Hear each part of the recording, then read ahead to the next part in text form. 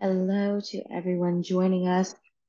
Thank you so much for all the people who are on time right at 8 a.m. and we always appreciate you. We are going to let other attendees filter in probably for the next about 2 minutes, and then we will go ahead and get started. For those of you who have just joined as attendees, if you want to get to know your fellow attendees, you can go ahead and introduce yourself in the chat and say your name, who you work for, where you're from, so you can kind of get a sense of all the colleagues that are on the call. But other than that, we will be starting in about 2 minutes.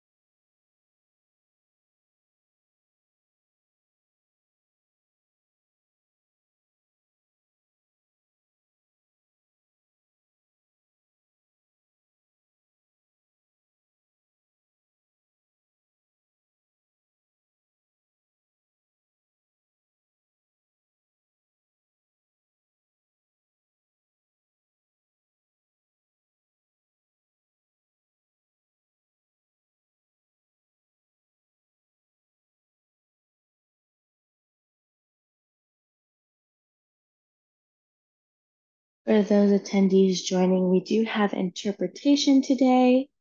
So we have interpretation in English, French, and Portuguese. You will be able to access that interpretation at the bottom of your screen. You should be able to see kind of a circle globe, and you can go ahead and choose the language that you prefer. If you have any problems, just please go ahead and give us a chat.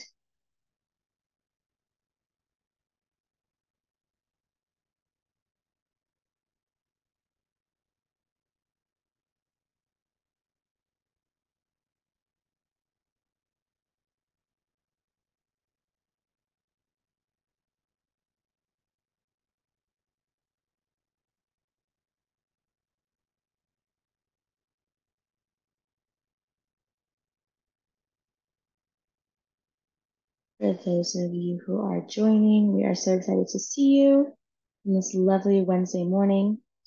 We are probably just going to wait a few more seconds as a few more people trickle in. If you are new, we do have interpretation this morning or this afternoon, depending on where you are in the world. To be able to access that, just go ahead and click the globe at the bottom of the screen, and you can choose between English, French, and Portuguese.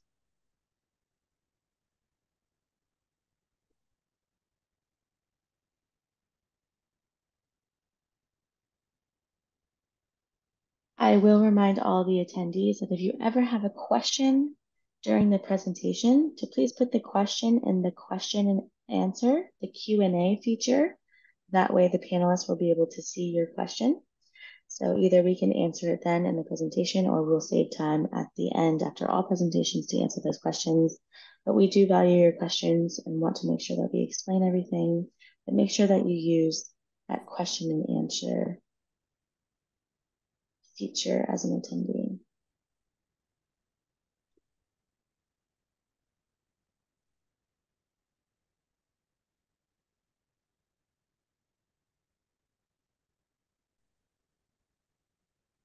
Great. I think in the interest of time, and I know there's going to be a lot of discussion, we'll get started today. So good morning, good afternoon, and good evening to everybody, and welcome to the webinar for improving population estimation for malaria programs.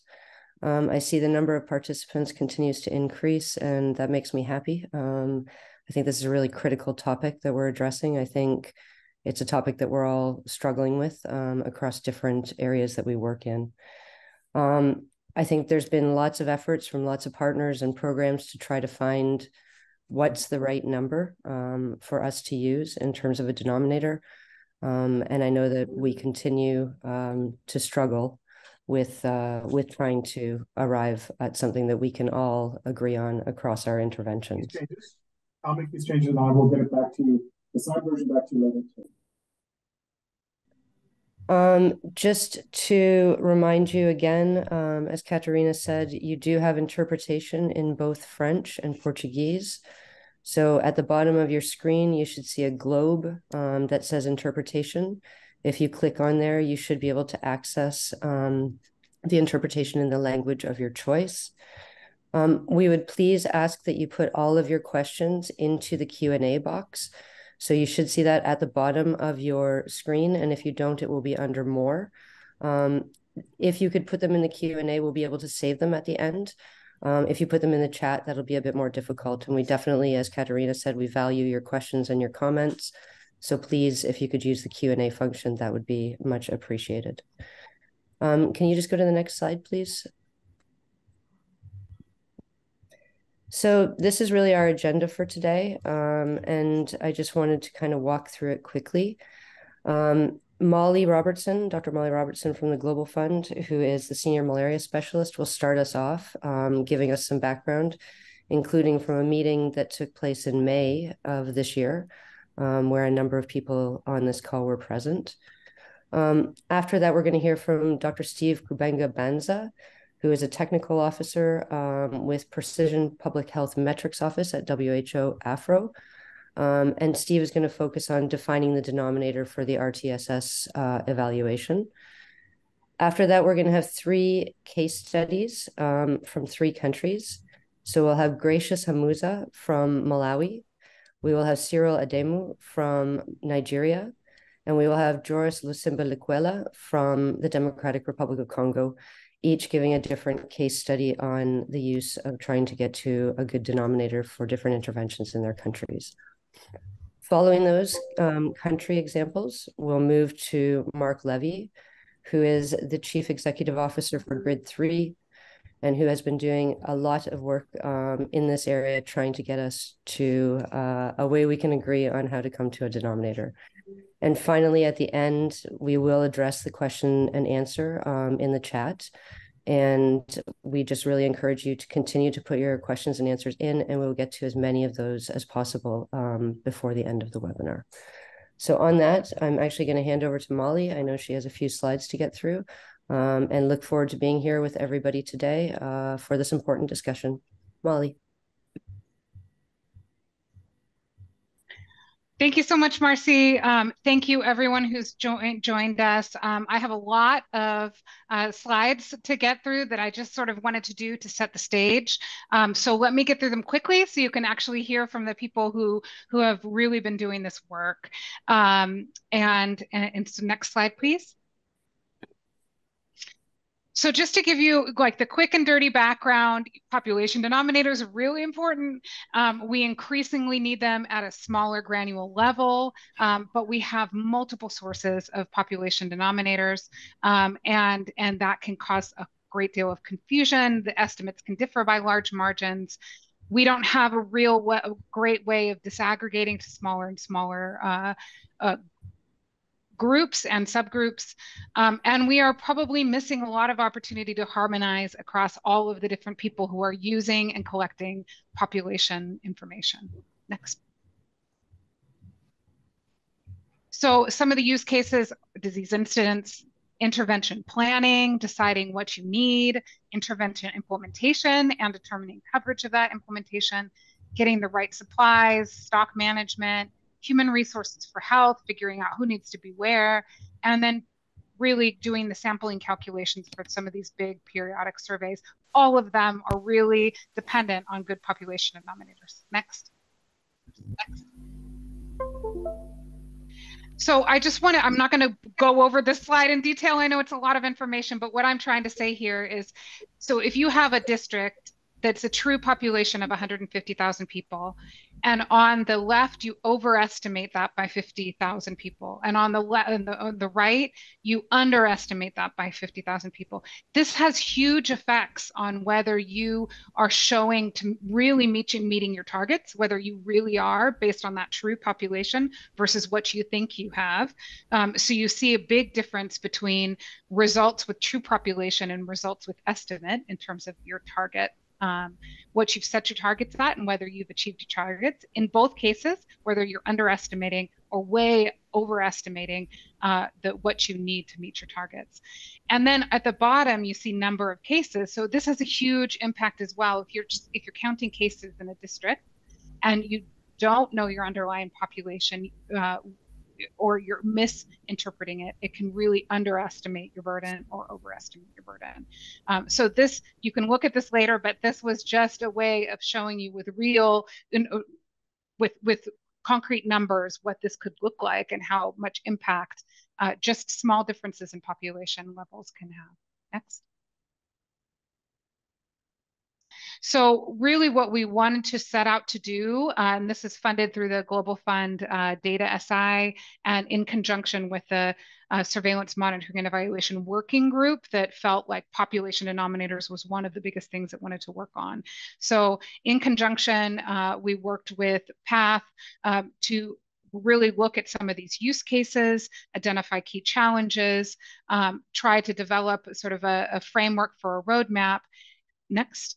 And then held a workshop after these interviews and a desk review, held a small workshop. This was really small, really backed off on the EMP, thank you, Marcy, and the digitalization workshops that were being held or meetings that were being held to really test this out and see whether this was working, what we needed to do. We had a very short timeline. So one of the things that we'll want to be doing with you guys, all of you in this group afterwards, is really figuring out what we need to do from here. So next slide.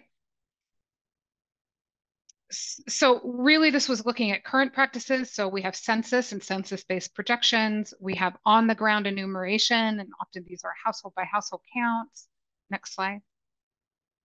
We have head counts, and again, like local governments, house by house, trying to understand villages and district counts, but often there's not a set way of doing that. There's geospatial modeling and remote sensing and trying to develop, some boundaries and look remotely at what some of those populations are. Next. And then there are globally statistically modeled estimates. So they use, fertility, mortality, migration projections to try to determine population counts at a global level. So all of these different ways of looking at population are being used in different ways in our programs and can have a real impact on how we measure what we do and measure malaria in general. Next. A lot of the challenges are data availability. Are these different methodologies and different ways available? Is the information available? Is enumeration available? Are the census data available at the level that you need? Is it stored? Is it accessible? Are you able to get it back? If there's another program, can you use that data? And then what are the calculation methods and how do we really clearly define what are we considering in the calculation of population? Next. Really, one of the things we want to look at too is what is triangulation, because we know we have all these different sources. We know the different sources say different things. What are some guidelines, best practices for some of this triangulation? And how do we explore some of this? In what contexts are some of the different triangulations best used? How do we harmonize that together? How do we convene as a global community to really support some of the use of population denominators across? Because we all need this. This isn't a malaria thing. This is all of the disease programs and beyond that really need to understand what the underlying population is that we're trying to affect. Next slide. Capacity strengthening. So what are some of the ways to document best practices in a country, to develop assessment tools to see where things stand with population estimates, how to figure out who owns this data, how to transition some of the data, And a lot of this has to do with policy and government too. So what are the regulations in terms of using different sources of population data? How can you form neutral groups so that you don't have specific groups going and collecting the same things and doing the same things?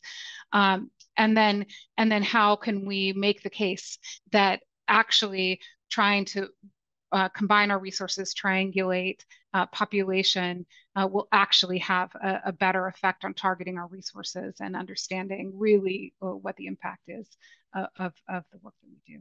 Next slide.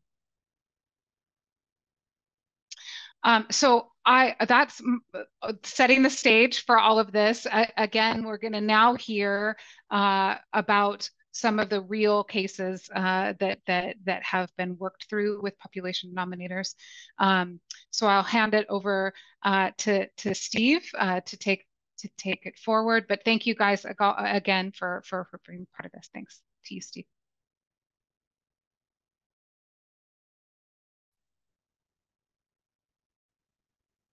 Thanks very much. Next slide, please. So in this presentation, we are so the problem statement is which denominators do we have to use for RTSS vaccine coverage estimation?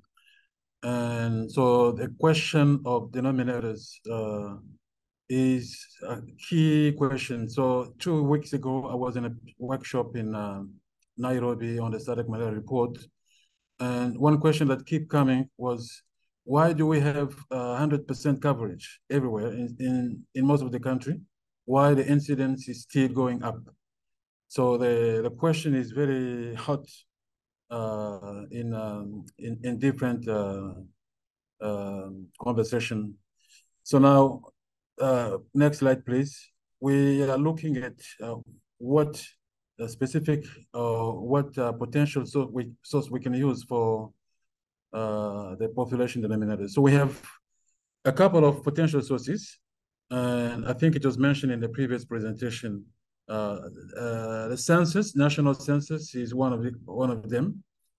And for Kenya, we have 2019 national census data for population aged below 1 year for the 46 malaria vaccine implementation. So we also have 2009 national census data that is available.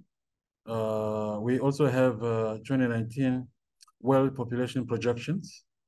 And of course, DHS2, BCG, or ANC just attendance estimates are also available. So these are some of the potential sources that we have for the population denominators. Next slide, please. So all of these sources have each of these sources has some cons and pros, and being able to navigate between all of this and come up with the right sort of trade-off that really estimate the true population is key. So here you can see the first bar, it's a census in 2009 and 2008. Sorry, 2009, below 1 year. And then you have the projected based on this census. And so the projection is as good as the census. So the national vaccination program has also estimated data for 2018.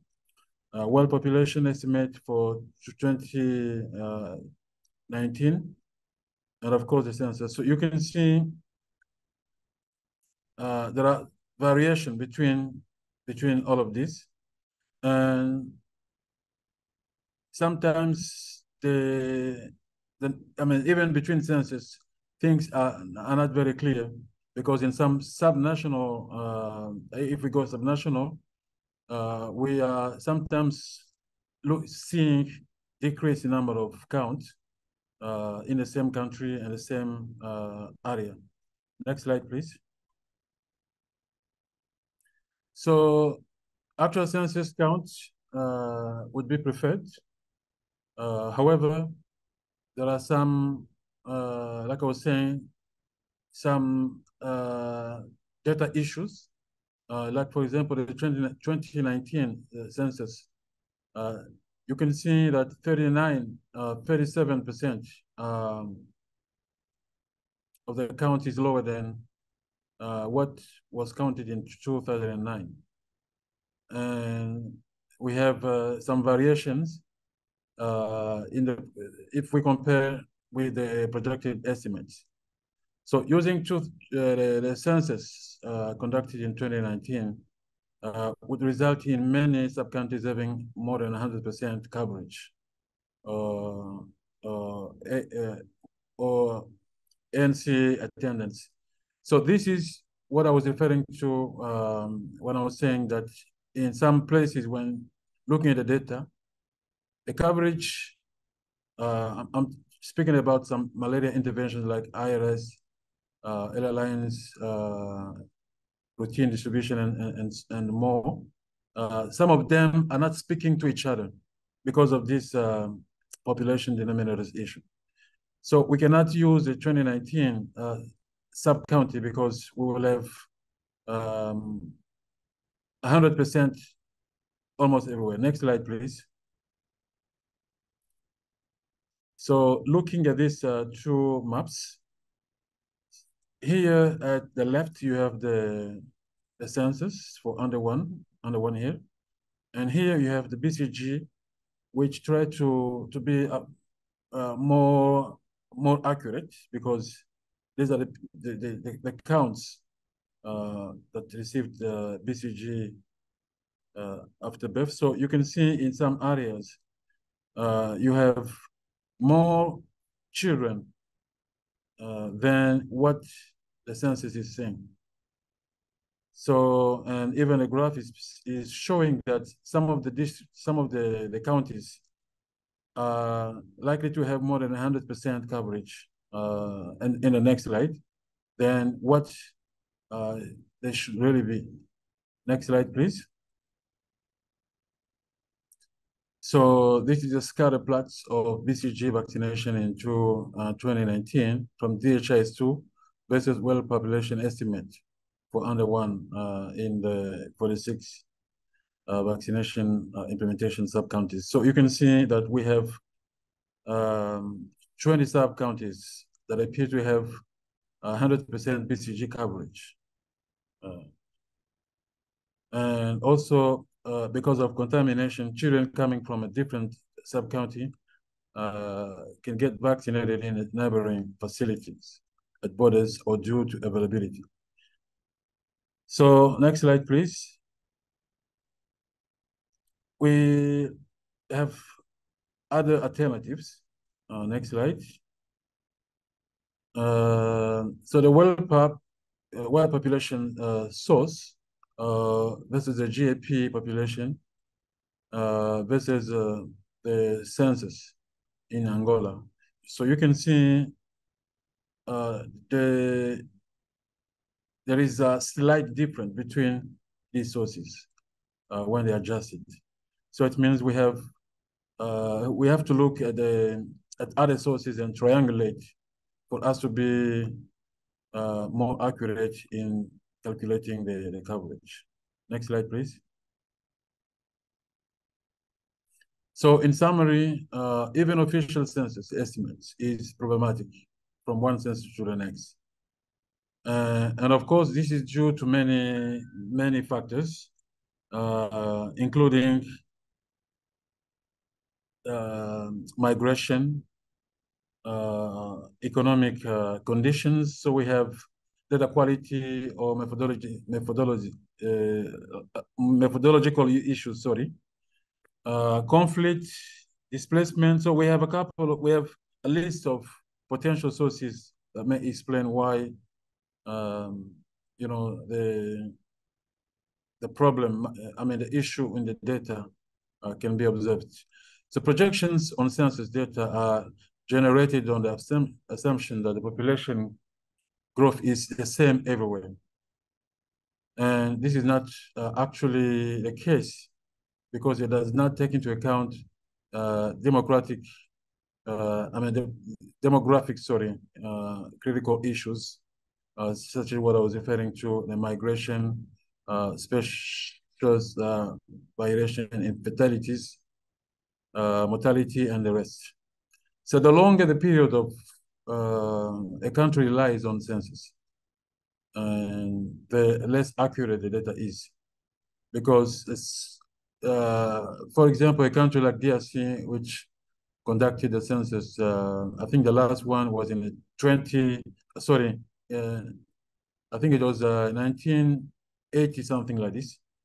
So all the projections that rely on that have a lot of uncertainties. So routine and administrative data also have uncertainties like missingness, and so things like neonatal rate, abortion rate, and training rates, and so on. Computation techniques can be used to try and correct and come up with a more accurate data. So highlight the need for standardization and guidelines on how to estimate malaria population scheme. And in the previous presentation, it was mentioned about the standardization, and the standardization is not only for the specific country, but it's also across programs, across diseases, and across years. So this is in short what we wanted to present for the population denominators. Thank you so much for your attention.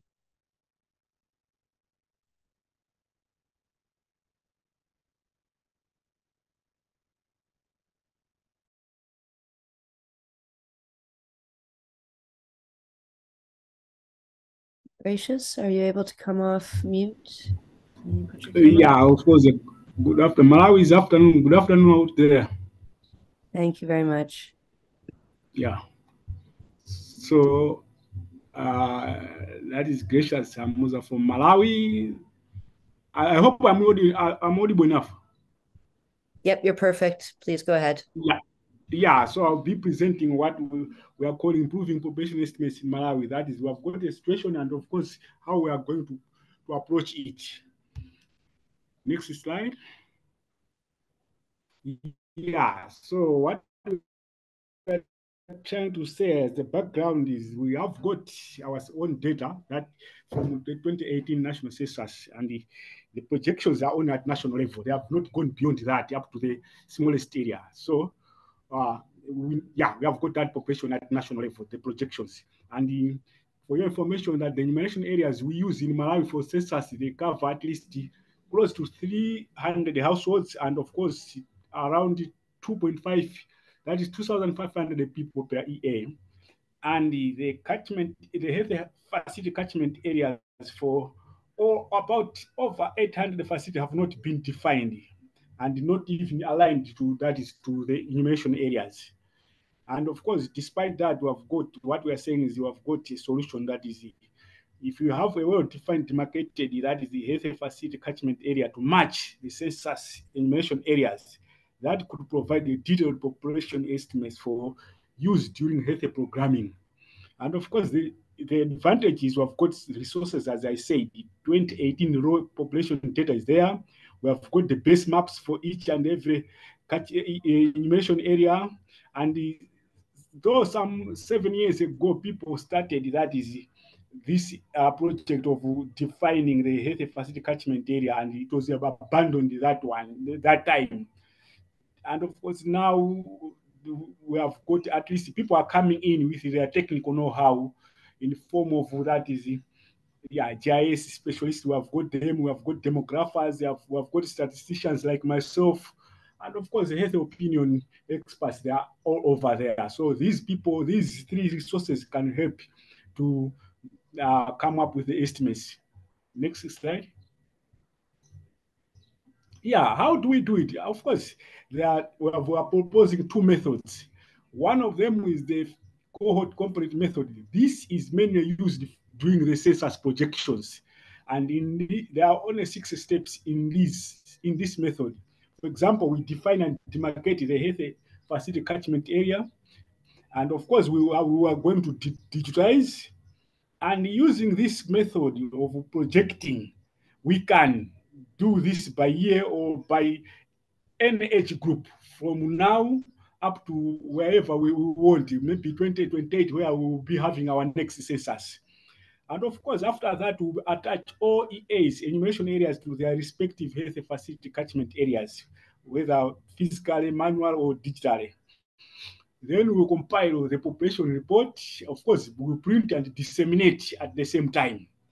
Of course, this has got some, at least attached some, that is funds that are needed to do this. And of course, if you've got these funds, at least within 6 months, thereabout, we'll have the population projections ready for use. And of course, we need some other things like the gadgets, the softwares. Of course, there will be field work somewhere.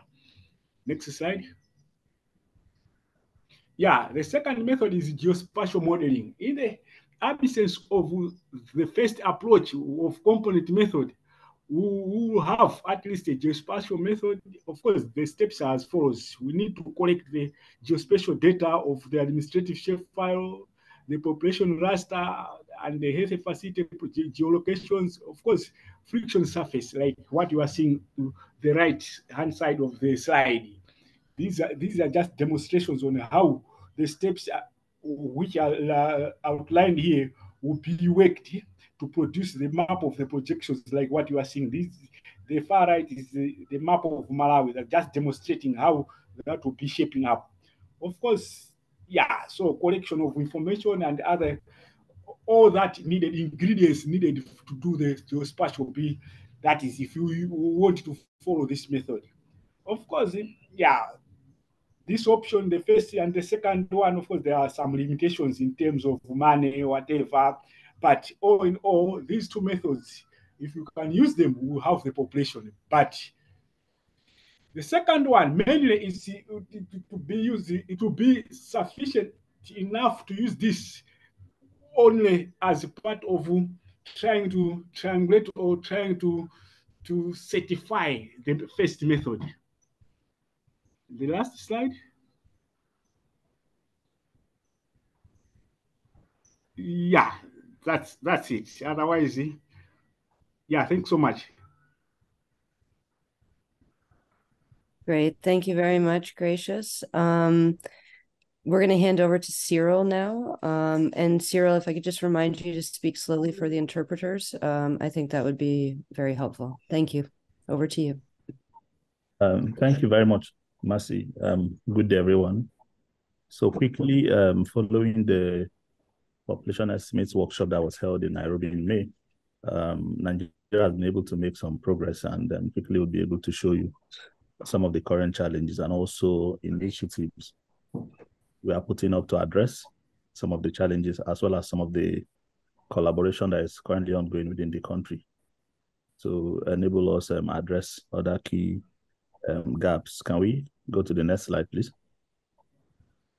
As a brief background for the country, we know how the burden of malaria is globally, and it is one of the significant problem in public health in Nigeria. And from the 2023 World Malaria Report, the country reported estimated 65 million cases. And based on this, we also saw that they currently is unable to meet up with the global technical strategy targets for malaria. You all may recall, and that was why the high burden to high impact approach was established.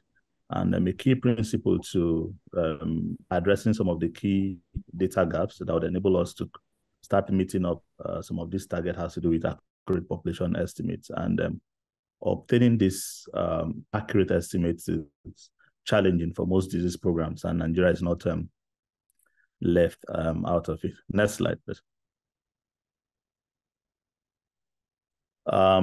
Currently, there are some key challenges that have to do with estimating accurate population estimates in the country. And part of this is there's inadequate capacity to analyze and use high resolution population data. And this capacity largely is at the national level. And why this is very critical and worrisome to us is because most of the data we need to inform planning at the national level comes from the sub-national level. And if they do not have the required competency to generate and analyze this accurate data, definitely we may be at the risk of not making adequate inference. So we feel this is a critical challenge for us as a country. Another key challenge, again, has to do with appropriate coordination across different actors generating population estimates. The country last did population census in 2006. There was a plan to do one in 2023. However, that did not pull through. We do not currently know the situation of things. So if we do not have accurate census, we do not have census, definitely people would have to still continue to implement health programs. And this poor coordination, again, also impacts on how well we quantify, on how well we put forward population data to inform concept notes to the USAID PMI and also to the Global Fund and other major donors. For the third point, initially we felt this was a problem, but currently the country has a national repository, and we leverage on that system to ensure all population data, regardless of the sources, are properly archived there. Next slide. And as part of trying to get this appropriate population estimates, there were challenges of acceptance by the different stakeholders, being ITN and SMC in the same state. You need to integrate, considering that you are using the same population source data. Initially, there was some level of resistance, but again, we are making proper headway in trying to ensure there is integration when you're implementing similar health programs within the same location. And in trying to also get accurate estimates, we also discontinued the use of paper to implement LLine campaign and also ITN mass campaign. Most of the donor partners supporting ITN and SMC campaign in the country now use the ICT4D platforms. And before we're able to migrate this, there were challenges of people even bringing compatible phones, because country felt for donors to continue to procure mobile phones for people to use maybe may have its own cost implication, which may also impact on the value of the services to be rendered.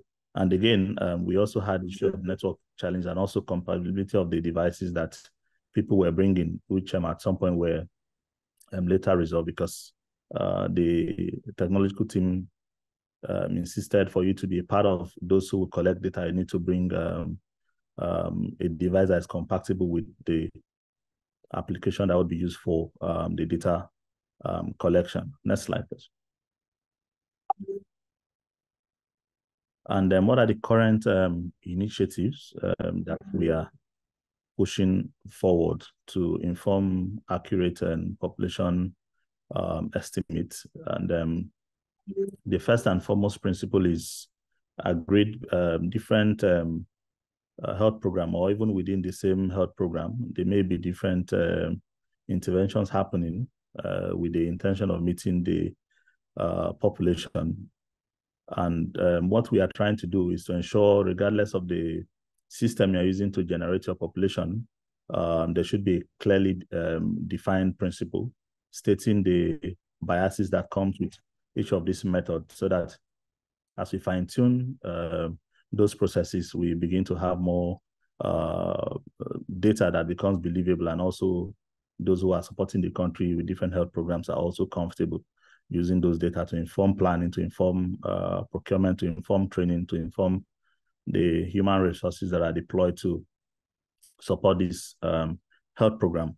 Additionally, we're also working with key partners to strengthen capacity in using the geo-enabled data for subnational operational population estimation. At some point, I will show us some of those support we got and how we're able to use it to modify our campaign processes. And like I mentioned earlier, we already have a Nigeria malaria data repository, which was operationalized in 2019. So we are using that to act as our repository whenever we have those population estimates in form of whatever form. Those can be archived and stored within that repository. And again, there's ongoing system to also update and validate health facility list, particularly that some of these facilities are used as distribution hubs whenever you're doing any of these campaigns. Another current initiative is also when we obtain this population estimates, we also try to triangulate across different sources. You look at data from previous campaign. You also look at data from the estimated population census dating back to 2006. You also look at the other campaign implementation that's happened beyond malaria that data obtained from the household level. And when all of these are done, there's also a standardization method to ensure best practices are used in arriving at the accurate data to inform planning.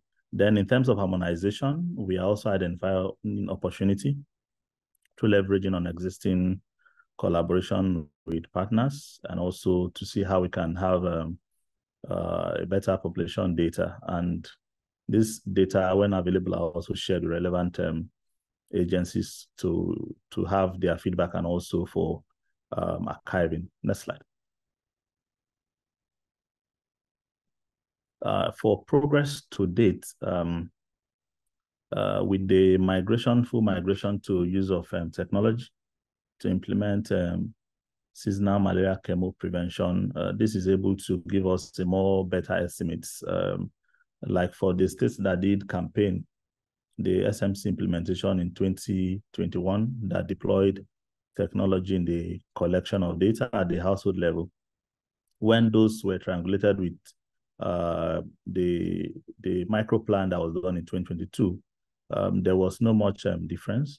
We also, where we saw increase in some instances, we also saw decrease in some instances. And the essence of this is to ensure people are planning based on actual reality on the field.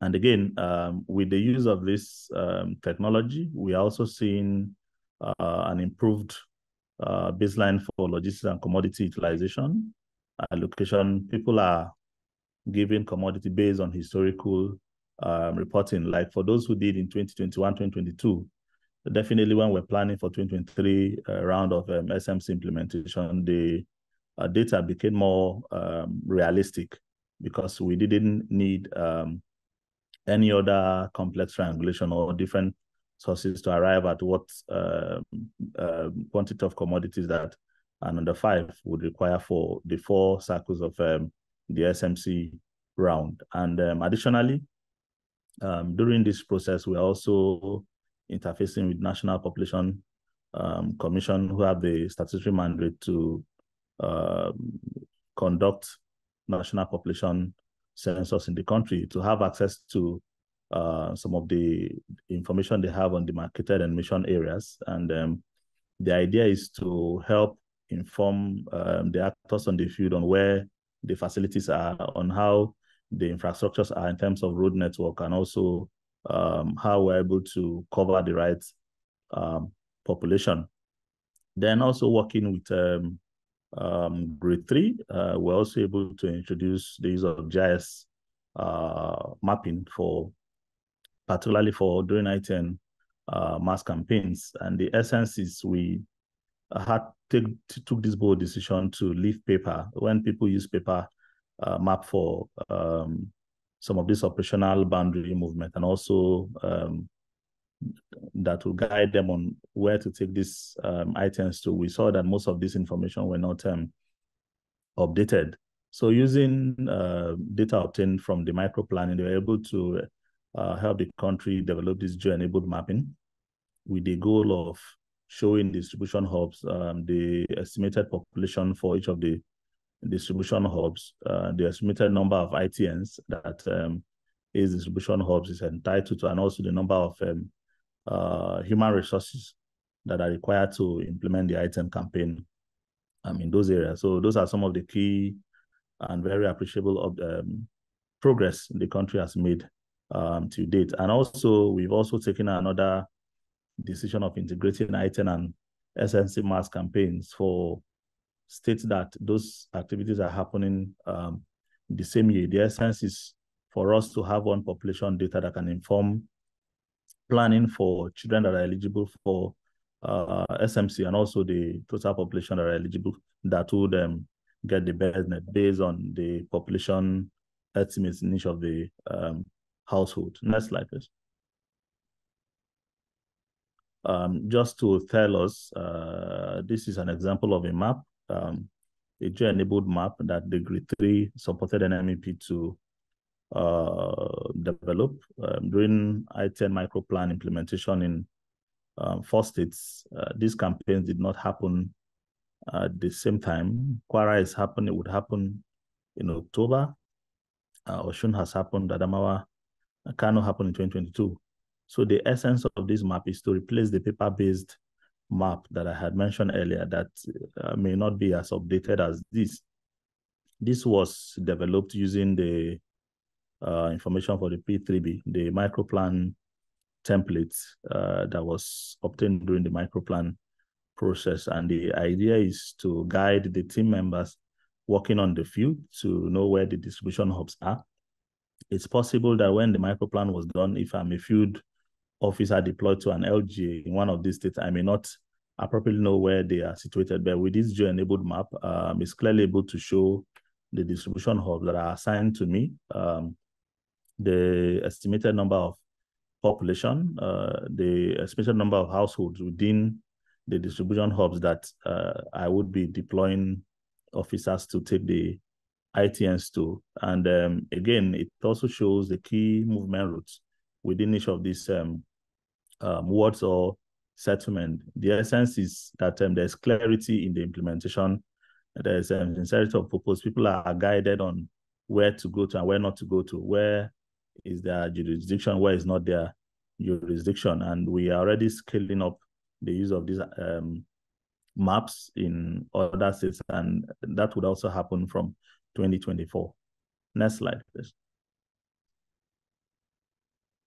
As a next step for us, through the support of technical partners and also coordinating relevant government programs, we are beginning to work. We'll begin to work with these key people to build knowledge around the use of geospatial modeling. The essence is for us to try to have a near estimate population data while the country continues to wait for when the body responsible for population census to do the population census. And the essence of doing this is that we have a data we can clearly use to operationalize our routine and also mass campaign activities within the confine of the malaria program, and to also see how those would be able to understand some of the limitations that would form this modeling assumption. And fortunately for the country,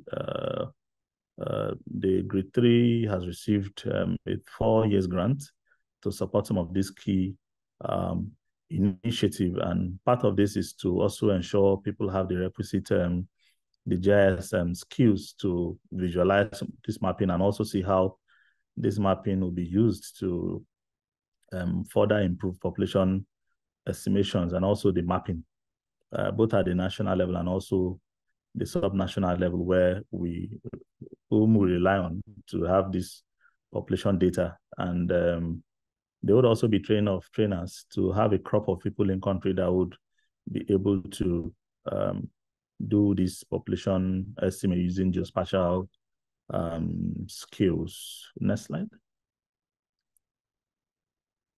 So that's how far the country has gone. I thank you all for the opportunity and hand over to Mercy. Over. Thanks so much, Cyril, and thank you for speaking slowly. I think that made things quite a bit easier. Joris, we'll pass over to you now for your presentation, please.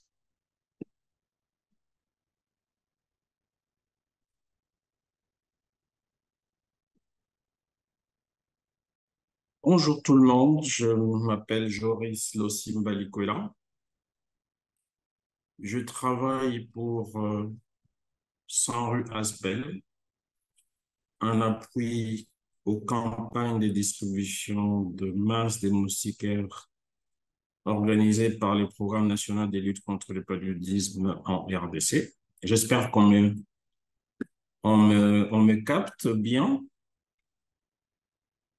Parfait, Joris, pas de problème.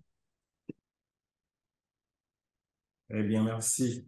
Alors, je vais partager avec vous la suite des progrès réalisés depuis l'atelier qui avait été organisé à Nairobi, où nous avions présenté une feuille de route pour la RDC pour la gouvernance de la digitalisation des dénombrements des populations. Slide.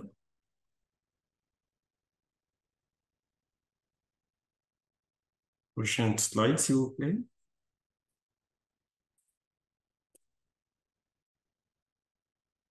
Alors, donc, là, le pays, comme mes prédécesseurs l'ont si bien présenté, particulièrement Steve, qui a montré comment les données pouvaient varier de manière assez considérable d'une source à l'autre. C'est là le cas pour la RDC également, qui fait face à des problèmes de dénominateurs. Cela a été soulevé également par les autres présentateurs. Je veux juste illustrer par ce qui arrive lorsqu'on vient pour faire les dénombrements pour la distribution des moustiquaires. On a remarqué que, à cause de l'intérêt que les populations ont d'avoir le plus de moustiquaires possible, mais également les responsables des districts sanitaires d'avoir le plus de ressources possibles pour organiser leur campagne, on a tendance à avoir des surestimations des populations qui ensuite posent des problèmes au moment des évaluations des couvertures.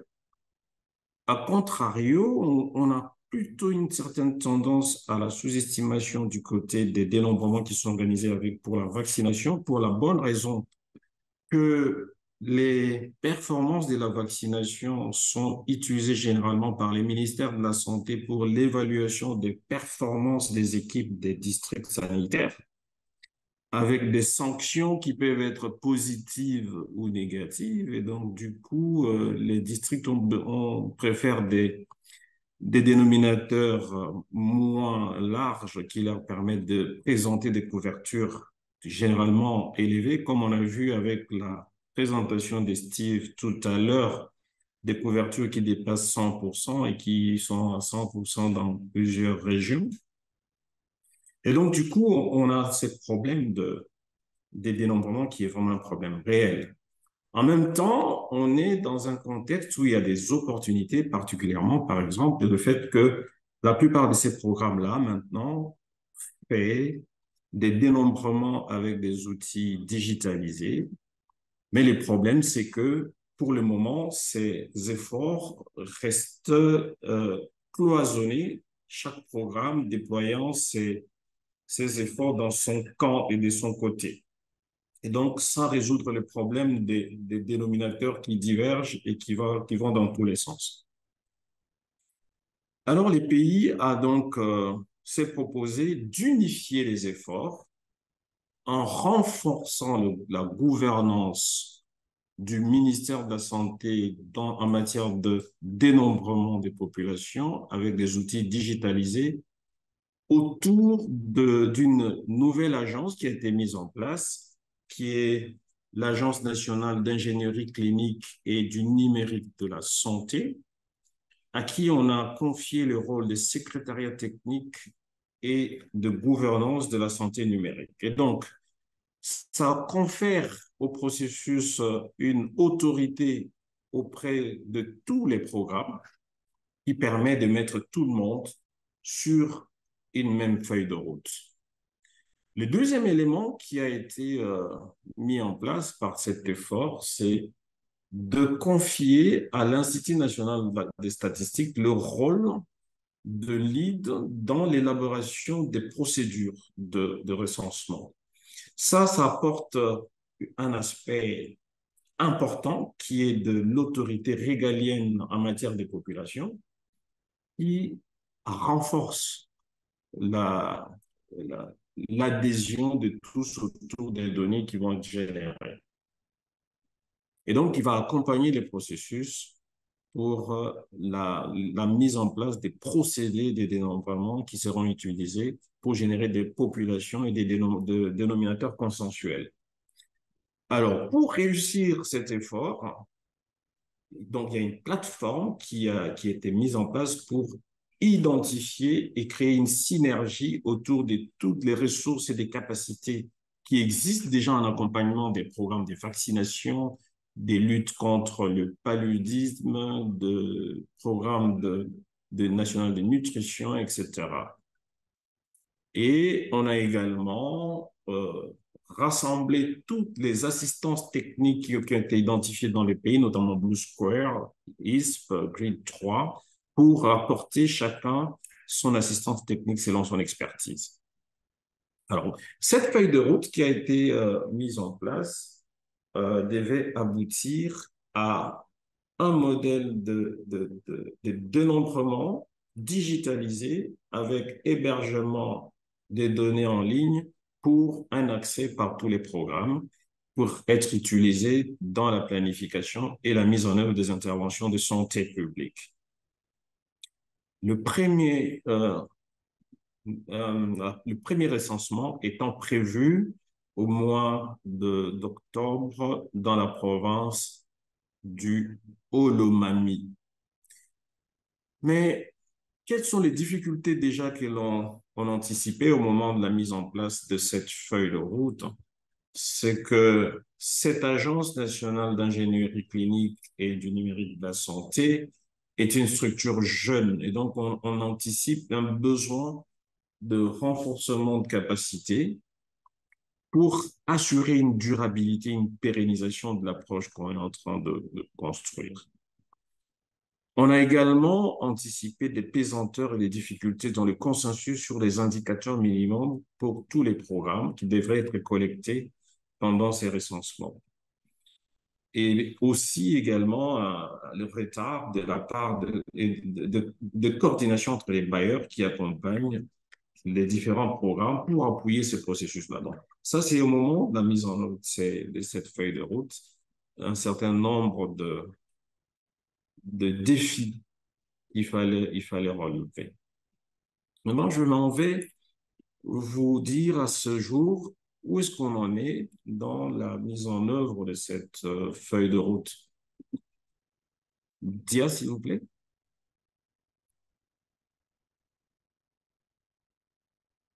Next slide, Sarah. Alors, à ce jour, Thank you. alors, à ce jour, donc, ce qui est déjà encourageant, c'est que l'Agence nationale d'ingénierie clinique et numérique de la santé a partagé les termes de référence du processus et donc a balisé la feuille de route moyennant un document qui est consensuel. L'Institut national des statistiques a fait la proposition d'un protocole de recensement léger orienté vers les attentes du secteur de la santé, pour ne pas faire un modèle lourd d'un recensement global des populations classiques. Et de la part de Grid 3, il y a attendu une assistance technique dans l'utilisation des données géoréférencées qui vont être générées de ces recensements, mais également la triangulation avec les autres sources de données géospatiales, par exemple, parce que pendant la même période, il y a les PNLP qui va organiser un recensement des populations pour la campagne de distribution des moustiquaires avec des outils digitalisés. Donc, ils produiront des données également géospatiales. Alors, pendant ce temps, pour préparer ces premiers recensements sur le nouveau modèle convenu, Chai apporte une assistance technique pour l'identification des ressources et des opportunités. Et donc, il essaye de fédérer les uns et les autres pour voir avec le programme de paludisme, le programme de la vaccination, de nutrition, de maladies tropicales négligées, quelles sont les ressources qui sont disponibles, par exemple en termes de parcs de smartphones et de tablettes qui peuvent être utilisées dans ces différentes provinces, quelles sont les ressources en termes de compétences en IT qui ont déjà travaillé dans ces activités de recensement en appui à ces programmes. Et donc, tous ces processus s'est fait maintenant, avant la descente dans les holomamies. Pendant ce temps, ISP est déjà en train de préparer la plateforme DHS2 qui a été retenue pour l'hébergement des données consensuelles qui seront générées. Et Blue Square va se baser sur un outil appelé IASO, qui est un outil qui permet la collecte sur le terrain des données des populations, mais également de générer des microplans, un outil qui a déjà été testé et utilisé au Cameroun notamment. Et pour la partie de collecte sur le terrain, sur base de ces protocoles proposés par l'INS, et c'est IMA qui a été retenu comme agence de mise en œuvre. Et voilà un petit peu où on en est pour le moment. Ce qu'on est en train de rencontrer, c'est que, bon, allez, on a quelques lenteurs en termes de collecte d'informations sur les ressources disponibles, donc en train de faire Chai, qui pourrait un peu créer quelques retards sur comment organiser ces premiers recensements. Mais l'on note quand même aussi assez des difficultés à avoir des réunions où toutes les parties sont disponibles et présentes pour apporter leurs contributions. Donc, on est vraiment en train d'espérer que dans les prochaines semaines, ça va prendre un peu plus de vitesse. Alors, les prochaines étapes les plus imminentes, c'est que on va avoir une réunion de validation des termes de référence et du protocole de dénombrement, ainsi que le plan de travail des CHAI. D'ici la fin de ce mois de septembre 2023, à ce moment, on espère avoir réuni toutes les informations, on aura partagé les termes de référence entre les parties prenantes et les protocoles de l'INS, et alors une réunion de validation de tous ces outils va avoir lieu avant la fin de ce mois. Et cela permettra donc après à AMA de faire un premier test de l'outil proposé par Blue Square sur le terrain à Kinshasa, dans un district rural de Kinshasa, pour voir comment ça marche. Ça sera donc en début octobre, pour permettre qu'à la mi-octobre, on puisse passer au recensement de la population dans les holomamies en 2023. Donc voilà un petit peu où on en est en RDC depuis ce qu'on avait présenté à Nairobi. Je vous remercie. Je passe la parole à mes collègues pour la suite de présentation. Merci. Merci beaucoup, Joris. C'était très clair et merci pour la mise à jour de la situation en RDC. I would like to pass now to Mark from Grid 3, who I think probably has the most consternation about population denominators and is probably doing the most work to try to resolve those. So, Mark, over to you. Thank you, Marcy. This is a big community effort involving lots of organizations and governments, and it's a big effort. We're just playing one part in it. But we have done a lot, and I'm happy to report on what we've learned from the last several years and where we're headed next, and highlighting some of the especially interesting new opportunities that are looming in the future. Next, so we've been working with governments in sub-Saharan Africa for the last 6 years, helping them use spatial data innovations to improve service planning and delivery, primarily in health and including several malaria cases. We've recently published an impact report summarizing that whole experience, and there's a link to it on the last slide if you want to look. Our website is simply grid3.org, and you can find it there. Next. When we talk about population data for malaria work, it's important to realize that the population data become useful when they're embedded in a broader spatial data framework that's tailored to the specific needs of in an individual case.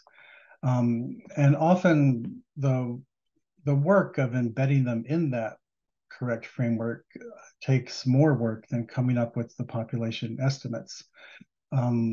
Sometimes there's disagreement over a population count because there's disagreement over what the catchment boundaries are. And if you resolve that, the population estimates sometimes appear quite similar.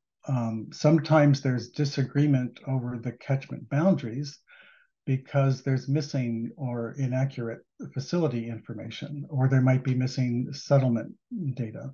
So we have been focusing on filling data gaps for everything that goes into digital microplanning maps. Well, we've been integrating, harmonizing, cleaning, filling gaps, and packaging things into accessible, usable formats. When you look at that whole data collection, it looks like the planning map that's shown here. This is from Zimbabwe. Next. When you have the core data in shape, then you can do a lot with it. You can create digital microplans, other analytic and decision support tools, monitoring and evaluation tools, because you know where people live with respect to the villages and towns, the administrative units, the health facilities, and you know how all those elements are connected. That's the magical spot, the sweet spot where you can unleash all of this potential. You can reach communities and you can reach all people. Next. It's still hard to quantify the value systematically, and this is one of the things where working together, I hope that we can focus a lot of attention in the coming months and years. But the evidence has been growing that this approach to bringing spatial data into campaigns is effective. This is a record of how many COVID vaccines a team in one state in Nigeria was able to administer per day. And you can see the big jump when they started using a spatial data dashboard that we worked with the Nigerian government to create. And that dashboard simply helped them make daily assignments efficiently. It was a relatively simple application of this spatial data potential, but had a really big impact. Next. So now we're looking forward to the future. We, as Cyril, I think, mentioned, we have funding to launch a new 4-year initiative received 2 months ago from the Bill and Melinda Gates Foundation. And we're really excited to have this opportunity to build on what we've learned over the next 4 years. We're continuing to focus on producing core spatial data. We still see big unmet needs there, and helping governments incorporate those into decision support and operational workflows. We're putting a lot more attention to capacity strengthening and training. And that's a response to what the governments have requested and from diagnoses of what has made for effective outcomes. We're putting deeper focus on mainstreaming and sustainability. That means linkages to statistical offices, assistance in incorporating spatial data needs into national plans and strategies and budget processes. And these four elements have emerged from our assessment of the experience of the last 6 years, where we found that when they're tightly coordinated, you can have a very high impact because they all depend on one another. We're going to be doing this work, providing very intensive support in the DRC and Nigeria, supporting campaigns for malaria and immunization and other health applications. And we'll be doing continued work at a more modest level throughout the sub-Saharan Africa region. There'll be a big shift in how we operate. We used to run as a project within a university. Now, Grid 3 is a nonprofit corporation that partners with universities and other organizations and governments. The majority of the personnel will be in DRC and Nigeria, where we'll have national offices. Next. So I was asked to talk about a few exciting new opportunities around population estimation, and that's what I'm going to do in the next couple of slides. Next. So the first is the idea of, based on the experience that we've had, that the overall community has had, we now know more about what aspects of population estimates matter most for different types of uses. So we can better contextualize population data needs and then better tailor our responses. For example, if your focus is on getting coverage rates high, then you need to direct resources to the highest population centers and allocate the right amount of resources.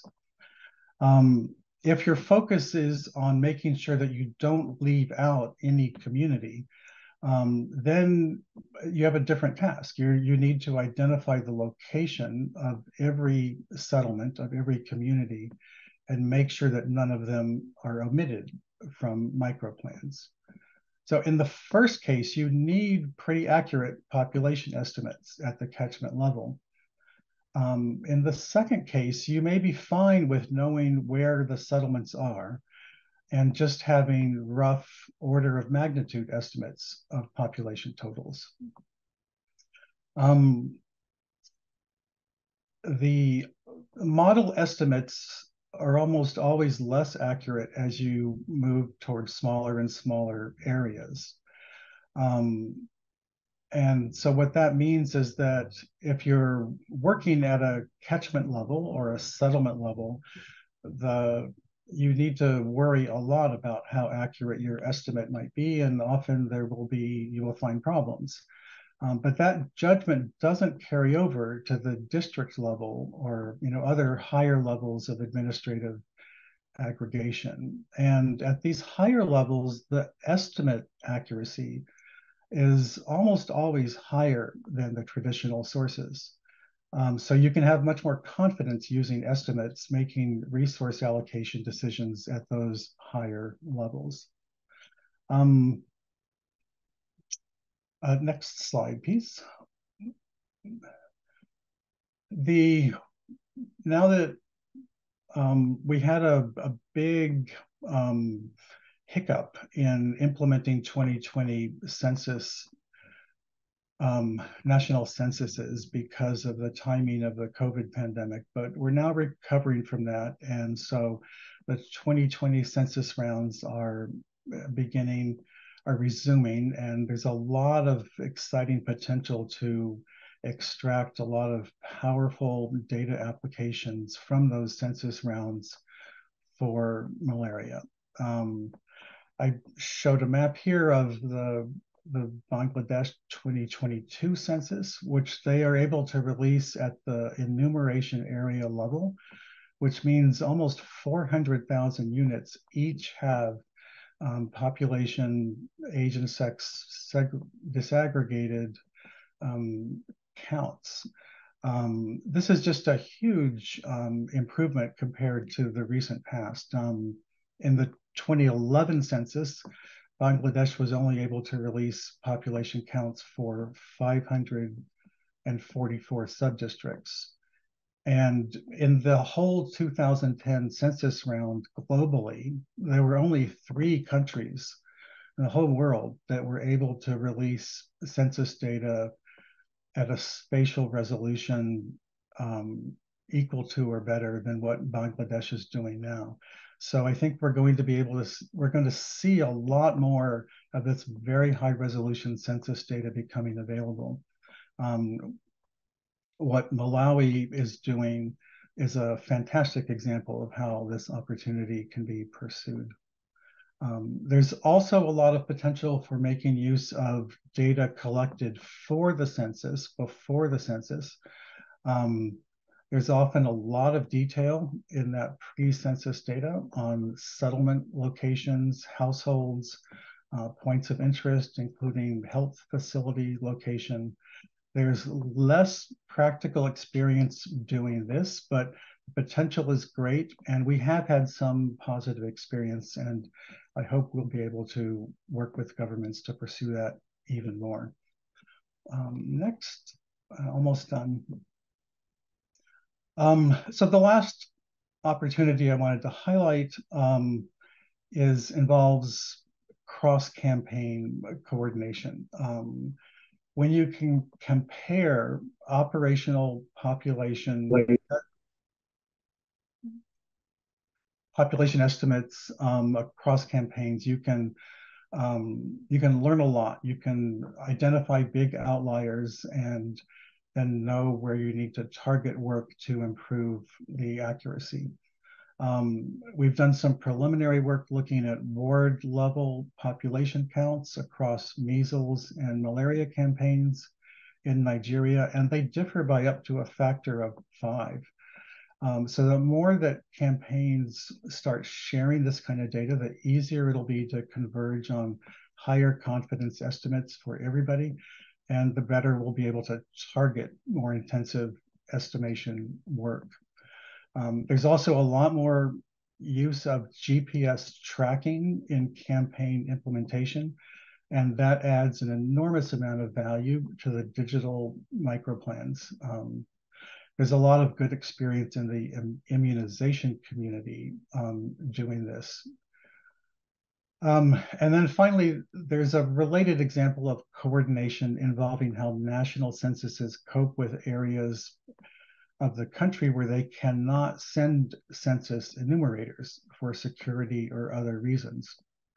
And so there's a growing number of census authorities that are using model estimates in those areas and blending those estimates into their national census data so they can get the best possible, most recent population counts for the entire country.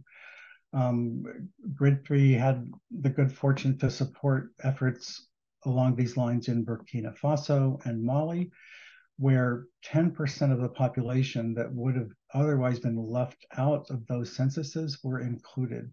And that added up to 2.5 million people. Next.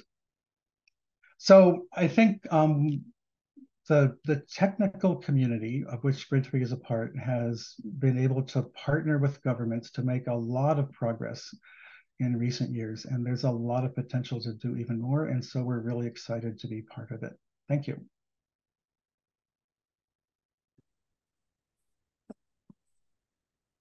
Thanks very much, Mark. Much appreciate the presentation. We have about 11 minutes left, and so we'd like to go to a few questions that have been posed. I can see that some are being answered in the chat, in the Q&A. So for Steve, there's a question from somebody, Bangura. What do you advise for a country that plans for a BedNet mass campaign and where the national census data is questionable?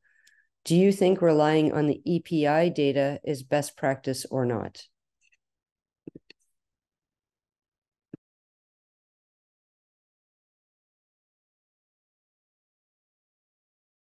And I think Steve has dropped. Yeah, thanks very much for the question. Okay, great. So I've just responded to the first question on the chat. It was to do with how is it possible that population in 2019 is lower than 2009? So the answer is the decrease in the population at subnational level. So remember, we were talking about subnational level decrease, not at national level per se. So at subnational level, it can be attributed to several factors, including undercounting or incomplete enumeration. So we have issues like migration, especially urban, rural to urban migration. You have conflict and displacement and changes in the methodology itself. So all of these factors can contribute to the decrease in the number of headcounts for the same geographical boundary. So the second question is, what do you advise for? Yeah, so I think we have to be very prudent. When a country is planning for a BedNet mass campaign, it's essential to ensure that we have access to the accurate data in order for us to be able to target and plan accordingly. So if the national data is questionable and it's not reliable for determining the population at risk, it's prudent to explore alternative sources, like what we have shown in the presentation. And relying on expanded program on immunization, so the AP data can be a viable option, but it shouldn't be done alone. And careful consideration has to be done so that we don't end up having, the wrong population denominator. So there are a couple of things that you can look at. And of course, collaboration is important because I think Joris mentioned that in DRC or other countries, there are lots of efforts being done, but most of the time, there's a lack of collaboration and sort of duplication. So it's important to look at what other people have done and collaborate. So there's geospatial mapping. I think it was mentioned in one of the presentations. So I'm not going to go through, but what is important is while API data can be a valuable resource, it should be done in conjunction with other sources and subject to validation and verification. So I think this is what I can say. It's not a bulletproof. There's not a bulletproof solution for this, but collaboration, triangulation, looking at alternative sources, of course, using geospatial mapping can increase the accuracy of the population denominator. So I think this is what I can say. Thank you. Thanks very much, Steve. Very comprehensive response. I'm just going to jump to the question for Joris, given the interest of time. I'll come back to the questions for Nigeria, hopefully that have been answered in the chat. For Joris, in a country as large as the DRC, what bottlenecks or difficulties have you overcome to get the most out of the digitalization in the population counting?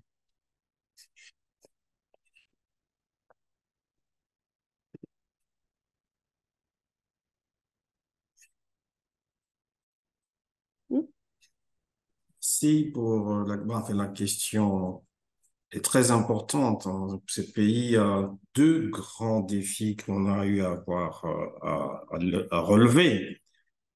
On avait principalement un souci de couverture réseau pour la mise en ligne des données collectées sur des smartphones. On avait également des soucis des sources d'électricité pour recharger les smartphones sur le terrain. Alors, pour ces deux grands défis, on a trouvé des solutions qui nous ont permis d'aller de l'avant. Pour ce qui est de la couverture réseau, ce qu'on a fait principalement, c'est que on a développé un processus d'enregistrement offline, donc la possibilité pour les agents de santé communautaire d'enregistrer les informations sur les téléphones et ensuite de décaler la soumission en ligne de ces formulaires collectés après avoir rassemblé les smartphones par un superviseur de proximité qui ensuite se rapprocherait des zones couvertes par les réseaux pour les soumettre. Ça nous a permis quand même de pouvoir collecter à travers maintenant l'ensemble du pays des données avec des smartphones et de les soumettre en ligne. C'est vrai que ça a généré quelques retards pour clôturer les campagnes et faire les analyses des données pour faire les validations à certains endroits où les couvertures réseau sont les plus faibles. Mais globalement, on y arrive avec ces genres de dispositions. Pour ce qui est de l'électricité, ce qu'on a fait, c'est que on a procédé à l'acquisition des power banks mini de petits panneaux solaires qui font qu'on peut recharger les power banks pendant que les équipes sont sur le terrain en train de collecter les données avec l'énergie sur les batteries des smartphones. Et en fin de journée, on peut remettre les téléphones en charge avec des power banks. Ça nous a vraiment permis de régler ces problèmes-là. Alors, il y a eu quelques autres soucis qui ont été un peu moindres, notamment humains. Beaucoup de nos populations en milieu rural ne sont pas forcément habituées à l'usage des smartphones et donc on a procédé vraiment à l'élaboration des formulaires les plus simplifiés possibles pour l'utilisation et de manière à ce que les agents de santé communautaire ne soient pas exclus du processus parce qu'il faut construire avec ces agents de santé-là qui sont des volontaires bénévoles dans plusieurs activités de santé et donc que l'on préfère former, renforcer en capacité pour faire le travail. Donc voici, je crois, les principaux défis qu'on a eu à relever pour y arriver. Je vous remercie. Thanks very much, Joyce. We recognize that we're running out of time, but we were going to address a few more questions for those who are able to stay. We wanted to really have Cyril walk through the response to the question about, you mentioned cascade training to address low capacity for analyzing and using high-resolution population data, especially at the subnational level. What quality control and/or evaluation efforts do you envision for ensuring high population data quality over time, specifically at the subnational level, following training?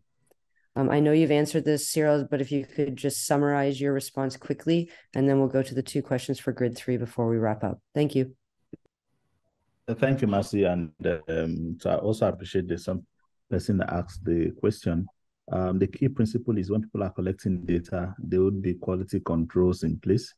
so that before the data gets to the point where it will be geospatially analyzed, we would have little or less error. So like I mentioned, even after training, the essence of training is not for them to have a one-off capacity, but the essence of training is for them to also support whatever data initiative or collection effort at the subnational level. And definitely when these data are collected, it won't be processed immediately. You also need to also reference other sources to align on their accuracy. And that is why we have different sources to also confirm with, to be sure that whatever we've obtained is also consistent with implementation that's happened in the past, and also the other in-country available data, largely from census and the other campaigns that have been done. And additionally, whenever you train people, there will also be some validation checks, just like you do for the routine malaria data where people would go out to do data quality assessment.